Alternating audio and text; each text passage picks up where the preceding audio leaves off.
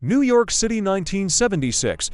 Author and researcher Archaeological publishes his book The 12th Planet, introducing his revolutionary interpretation of the Anunnaki deities. After studying Sumerian cuneiform tablets for 30 years, he asserts that these so-called Sumerian gods were in fact extraterrestrials that landed on Earth in Mesopotamia more than 450,000 years ago.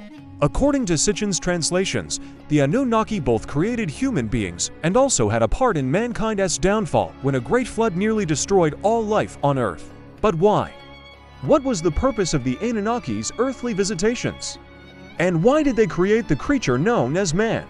Nick Redfern. Zecharia Sitchin wrote a number of well-received books on the Anunnaki, which he believed were basically extraterrestrial entities from a planet called Nibiru, which he quite controversially believed actually exists in our solar system. His theory was they upgraded the human race and used them as sort of a slave species. Sitchin understood, based on his interpretation of the tablets, the mission had to do with the failing atmosphere around the planet Nibiru, and that when they came to mine gold. Jason Martell. The Anunnaki had damaged their atmosphere, and by using gold, they found that they could patch these atmospheric holes. Becomes the story of our humanity. The Anunnaki literally came to Earth to mine the gold, and when realizing it was such a toil to do so, created us as a worker race to do that for them. Narrator. Zecharia Sitchin's hypothesis that the Anunnaki came to work to mine gold and then created humans to perform the task was both bold and controversial. Needless to say, it was not embraced by mainstream scholars, but many ancient astronaut theorists believe that Sitchin's interpretation of the tablets is not only correct, but also provides compelling evidence that the Anunnaki created mankind. Linda Moulton Howe. What if the whole Anunnaki story is a global story of a non-human intelligence that was manipulating genes all over the planet, that it wasn't just gold, it was a planetary base? William Henry. The Anunnaki said that they came from the Nibiru, and they believed that Nibiru is a star, a gate, and a crossing place, opening up the possibility that the Anunnaki are actually traveling the stars through stargates and wormholes. Northern Iraq, along the east bank of the Tigris River, opposite the city of Mosul, lies the ruins of the ancient city of Nineveh, a place originally inhabited by the Sumerians of Mesopotamia. Here in 1842, British archaeologist Austen Henry Layard unearthed the ruins of the Great Library of Ashurbanipal, a royal archive containing thousands of clay tablets with cuneiform inscriptions. Dating to 3000 BC, the messages carved into stone are considered to be the world's first written accounts. Sumerian tablets are probably one of the oldest form of a written record that we have. They've been translated, and they tell exciting stories about how gods intermingled with human beings and actually had a hand in the creation of human beings. Whether or not it's just mythology, or if it's fact, no one really knows. Narrator. According to interpretations of the Sumerian tablets, the gods were called the Anunnaki. What we're looking at here is a Sumerian tablet that actually shows the tree of life flanked by divine beings. You can see here the Anunnaki on each side. We also see the wing disc, a symbolic reference that the Anunnaki had the power of flight. They actually had necklaces with astronomical references, a moon, a star, various symbols, which even could be symbolized as a wristwatch, technology being used 6,000 years ago. Narrator. The written accounts etched into stone suggest the Anunnaki were giant beings standing 8 feet tall who came to Earth in search of gold for their home planet. Jason Martell. When the Sumerian gods, the Anunnaki, realized the toll it was taking to mine the gold themselves, they decided to fashion a worker being, a slave to mine the gold for them. And they explain in the Sumerian creation tales that this was an arduous process. So it's very possible that our genetic evolution was a process done by the Anunnaki to create us in their image and after their likeness. They created man according to the Sumerian text. They created Adam and Eve. How interesting that the Bible will echo the story, but talk about it in terms of God. Nick Redfern.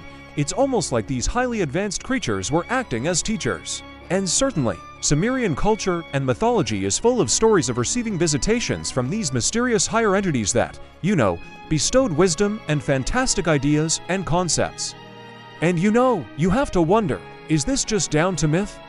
Or was somebody coming down and really trying to give us a push, if you like? Narrator. Ancient chronicles of sky beings creating human life are common in early cultures found all over the world. But while mainstream scholars often dismiss this evidence, might such tangible historical accounts provide proof of alien intervention in man's evolution as ancient astronaut theorists believe? The Sumerians are not the only culture that talks about this. Also, in the Quran, it says that language was given to us by Allah, or God. The Maya Popolvuh says that language was given to us by the gods. The ancient Egyptian texts are saying the exact same thing. It doesn't matter what ancient culture we look at.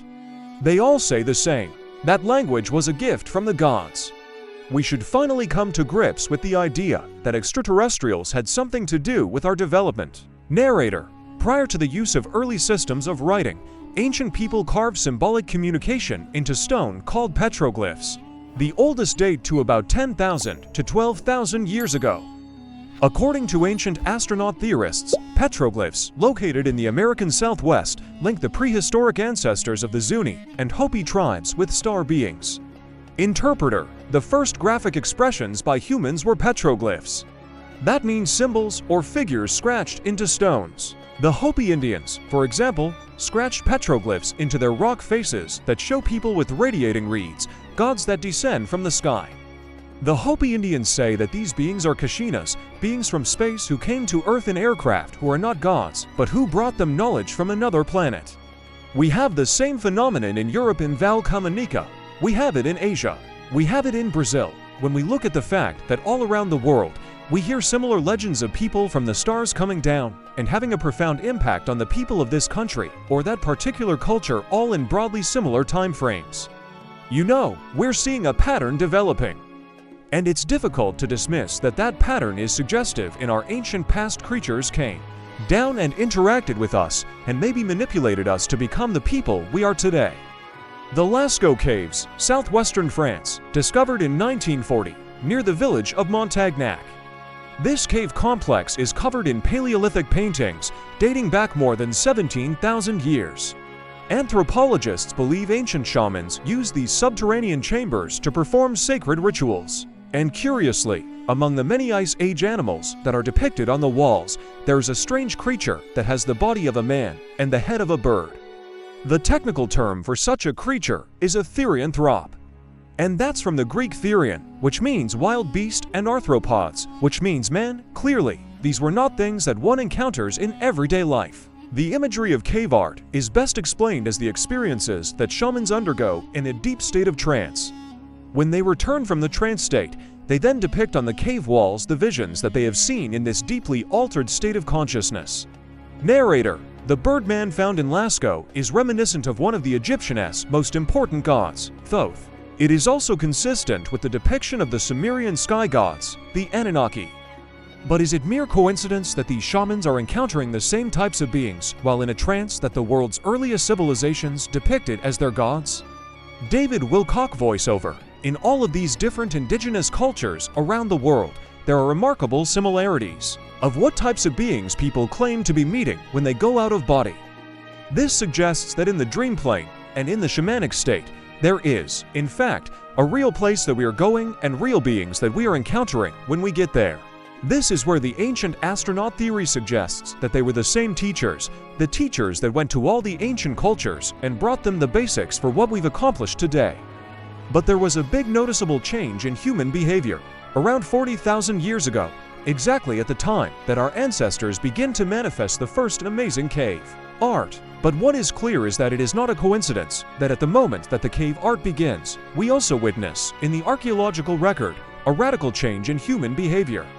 Nineveh, Iraq, 1849. A treasure trove of ancient cuneiform texts is uncovered, detailing accounts of the creation of Earth, man, and the lives of the gods. Robert Mullins, in 1849, Austin Henry Layard, made an archaeological expedition to a city of Nineveh, a city that's mentioned in the Bible, and in his excavations, he discovered the palace of Sennacherib, who is well known from the Bible. This really galvanized interest of the world. Well, 3 years after this, his assistant found the palace of his grandson Ashurbanipal on the opposite side of the mound. Now in both cases, they found archives. And together the archives form about 20,000 to 30,000 tablets. Narrator: recorded on 7 of the tablets is the Babylonian creation myth called the Enuma Elish, Enuma Elish was probably composed in the 11th century BC, but almost certainly the story goes back to much earlier periods. Narrator: the tablets tell of a god named Marduk, who took blood from the god Kingu and mixed it with clay in order to create the Earth's first humans. Eric Poltruk: the Anunnaki create the model man. That person gets picked up as a story in the Bible, and he's called Adam. What I find interesting is that the Bible left out some of the most important details and cut the story short. So the Sumerian tablets, the Mesopotamian tablets, have the more detailed versions. Narrator: according to mainstream scholars, the Enuma Elish is simply an example of an ancient creation myth. But ancient astronaut theorists believe that the epic story is not fiction, but based on fact. Eric Poltruk: Anunnaki is a term that means from heaven. To earth they came, so the knowledge that came out from Nineveh is a complete look of a civilization that sprung up out of nowhere. Jason Martell: many of the tablets that were unearthed in Nineveh describe nuances into the actual mindset of the gods, these Anunnaki, and they describe being flesh and blood beings just like us. George O.A. Tsoukalos: the Anunnaki themselves were physical beings that came here in giant spaceships that our ancestors thought were some type of divine apparitions. Our ancestors, especially the Sumerians, received help, and that help came from nowhere else but up there. Narrator: according to ancient astronaut theorists, the Enuma Elish vividly describes not mythic gods, but otherworldly beings, alien visitors, who possessed a highly advanced knowledge of genetics. M.J. Evans: the Anunnaki began to figure out how they could create a docile worker, so they took genes from a female hominid. And after many trials, they figured out that they could blend genes together and create the perfect being. In a sense, what these tablets are really talking about is a genetic engineering and the changing of the DNA within human beings. Giorgio Tsoukalos: clearly something happened where we went from nothing to all of a sudden coming up with the most incredible of thought models. So the question then is, how was it done? And according to the ancient alien theory, our ancestors were given intelligence by a deliberate change of our DNA by space travelers who came here thousands of years ago.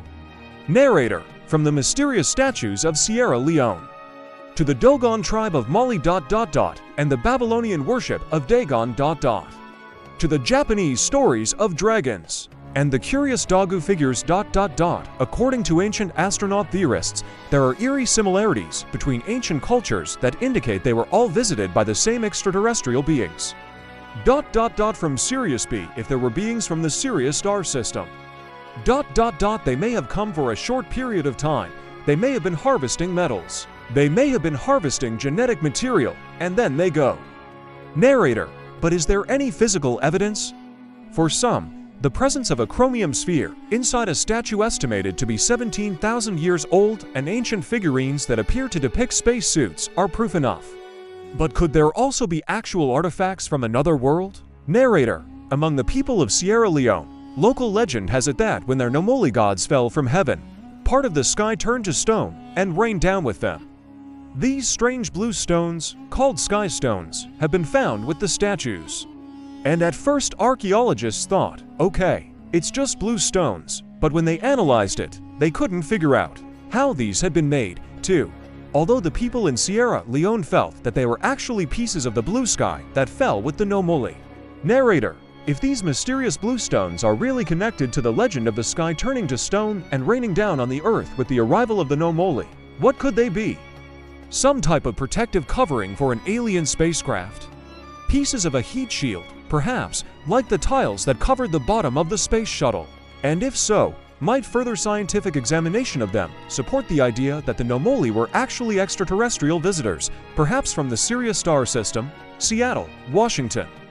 March 6, 2019, in search of further evidence that the Nomoli statues may have an extraterrestrial connection, ancient astronaut theorist David Childress has arranged to meet up with sky stone collector and researcher Jared Collins. Okay, wow. Narrator: Jared has in his possession a number of the mysterious blue stones that were found near the statues. Jared has been collecting sky stones since he first heard about them in 2013. He became fascinated by their enigmatic nature, betraying neither obvious mineral nor man-made origin. So, how is it that these stones were actually discovered in modern time? This was actually discovered in 1991 by a man named David Leadbitter. He was in Sierra Leone on a mining concession looking for gold and diamonds. And when he was having his crew dig, occasionally these stones would appear. And interestingly, David went to the village chief to ask if he'd ever seen any of these stones before. And the chief said that when these stones are found, large amounts of gold and diamonds usually follow shortly thereafter. What do other geologists say about stones like this? Are they able to identify them? We've sent these now to 12 different labs. There is not one piece of consensus in here. Everybody has a different opinion. We still don't know, actually, if these are natural or man-made. So maybe it's from another planet. I don't know. I really wish I did, and I would love a chance. 30 miles south of Gallup, New Mexico, lies the pueblo of Zuni. Sheltered from the desolate high plains, this adobe city is home to the Zuni Indians, one of the oldest indigenous tribes in North America. They have inhabited this land for almost 1,000 years and have protected their secrets even longer. Ominous music. The Zuni are a very interesting culture in that they are one of the few cultures that really have not opened up to the rest of the world about their star knowledge traditions. Most of this type of information is very closely held by the natives, and I really find it very intriguing that this is the time period in history where now we're starting to learn more and more about their star knowledge. Narrator. Much of the Zuni people's history is etched in the rocks in the New Mexico desert. Tribal elder Clifford Mahudi and archaeologist Dan Simplicio have studied the Zuni secret history firsthand. They've collected stories passed down through generations that are rooted in the belief that the tribe's creators and protectors are supernatural beings from the sky. This one's kind of interesting here. I would imagine it was created in the last century. But upon this design, you can see the star figure. Celestial images oftentimes are depicted in a lot of our cultural petroglyphs. And this is one of them where it depicts the star. It could be the supernova of the Crab Nebula. Clifford Mahudi, our Zuni mythology in the prayer system and the ritualistic protocols talk about these people that came over here and told us how to actually live our lives as being sky people. Dan Simplicio, if you listen to a lot of religious chants and songs and prayers, that's all they talk about. They're talking about space. They were talking about out there in the universe where they came from, so they depict it on that rock wall here. But the actual meaning of it is somewhere more profound and more complex than that. Narrator. These drawings are thought to have been created around 1200 BC, yet they appear to depict modern space travelers and their vehicles. If you move back a little bit, you can see another figure here. It has a dome, has eyes, something coming down. Clifford Mahudi, and a nose, like a nose, sort of nose, but it kind of flares out. Clifford Mahudi, I think it was something to do with the ancient. When they saw something, they took as much description of it to put it on there. Of course, it is not going to be exactly what they saw, but that is as best as they can do for something that they saw. David Childress, with all petroglyphs and things like that. I mean, they're up to interpretation. Sometimes they're just doodlings of people.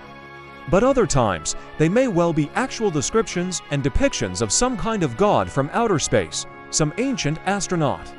And when you go around, say, like the Zuni Pueblo, I mean, that's what they'll tell you those petroglyphs are. Even the Zunis themselves call them the spaceman.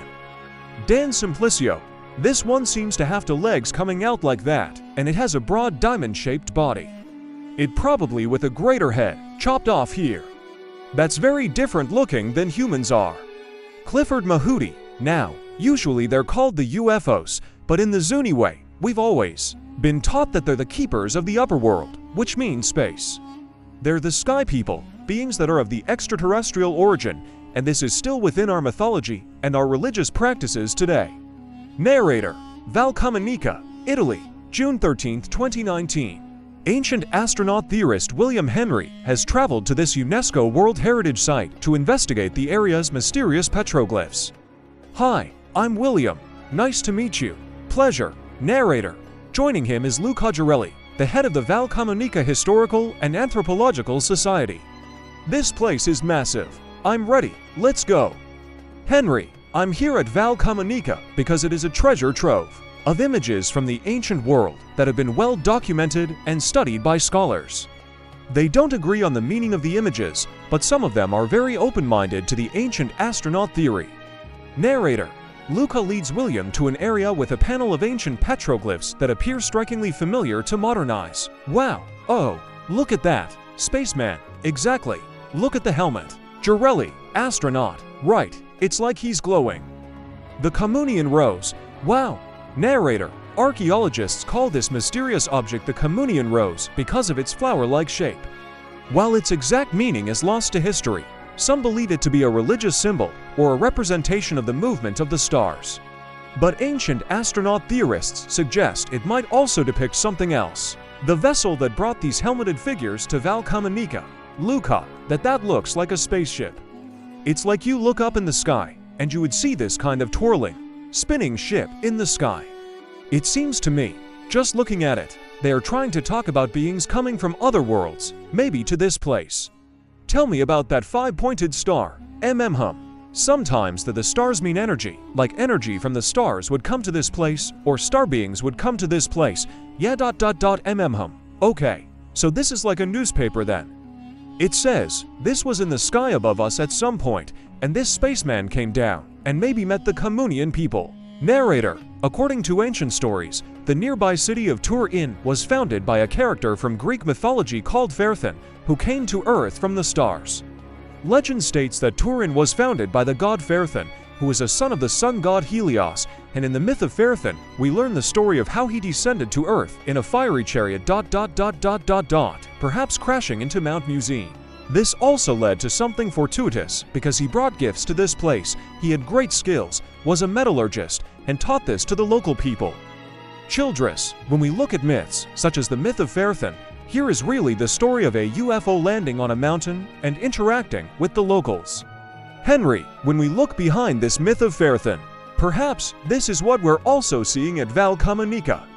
I think, given the connection with the spacemen that are etched into the rock, we have to be open to the possibility that what the ancient artist is trying to portray is something that he actually saw in the sky, something coming out of the heavens. Music playing Mali in Northwest Africa. Deep in a remote valley live the Dogon people, who are the descendants of a nomadic tribe that settled here around 1000 AD. Just like Akhenaten's followers, the Dogon had been forced to leave Egypt because of religious persecution. Robert M. Schock, the Dogon is laying a very long and ancient tradition, and in my opinion, maintains some of the ancient Egyptian traditions and myths that have been carried on right into the present age. Parts of ancient Egypt may not have died. They were carried on to this day among the Dogon. Narrator. But what exactly are their beliefs? Dogon mythology holds that the sky god, created the first living creature, known as Namo. The legend also says that shortly after his creation, Namo multiplied into several parts, one of which rebelled against Amma responded by destroying him and scattering his ashes throughout the world. Peter Feebag through interpreter. Non-English speech. According to the Dogon myths, a god gave them this knowledge. He descended from the sky in an ark surfing on fire and landed in a storm. Giorgio Aitsaukalos. Still today, Dogon celebrates a festival in the honor of Namo, and that visitation that occurred in the remote past. How do we know this? For this festival, they have wooden masks that date back to a very long time ago when this festival began. Peter Feebag through interpreter. Non-English speech. Dogon masks tell the mystic stories of their ancestors. This is a sculpture of the creator. They call him He's embracing the universe. This is how they pass on information from generation to generation by stories carved in masks. Non-English speech. Ritual music narrator. But could Namo have been a real person? Some see eerie similarities between the Dogon's legend and the story of the mysterious pharaoh, Akhenaten. Akhenaten believed he was directly descended from the sun god, Aten. Namo was said to have been created by the sky deity, Is it a coincidence that both cultures, although thousands of miles apart, shared mythical tales of beings coming from the skies, and both Namo and Akhenaten were depicted with elongated heads?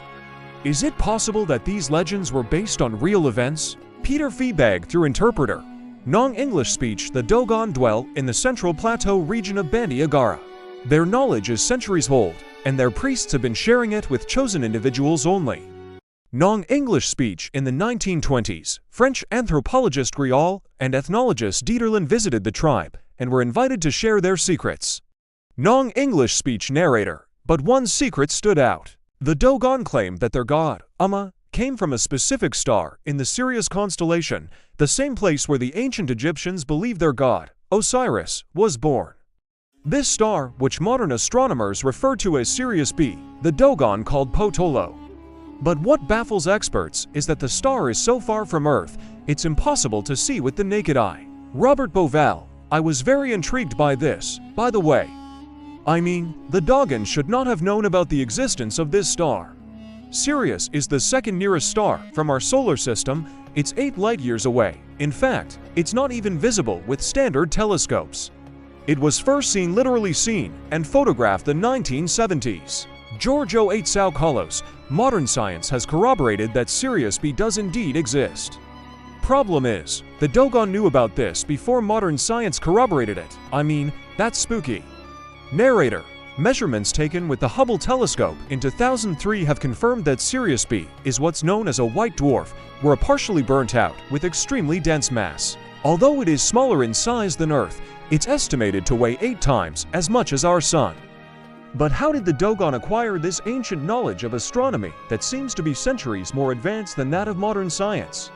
The mystery is, how did this story get passed on down generations if the story came from a time before astronomers knew there was a companion star to Sirius, which can't be seen with the human eye? Peter Feebag through interpreter. This is the Dogon symbol for Sirius. When you move it around, you can see an orbit around the center, marked by Sirius A. Sirius B circles around it, so it is a circular system. This sign is practically an astronomical model that the Dogon could not have invented because only Sirius A was visible. Sirius B and C are invisible. However, their description of the orbit is correct. One assumption is that this god, Namo, who brought them this knowledge, could have been an extraterrestrial intelligence. Don't forget to support us, my friend. Please subscribe to the channel and like the video.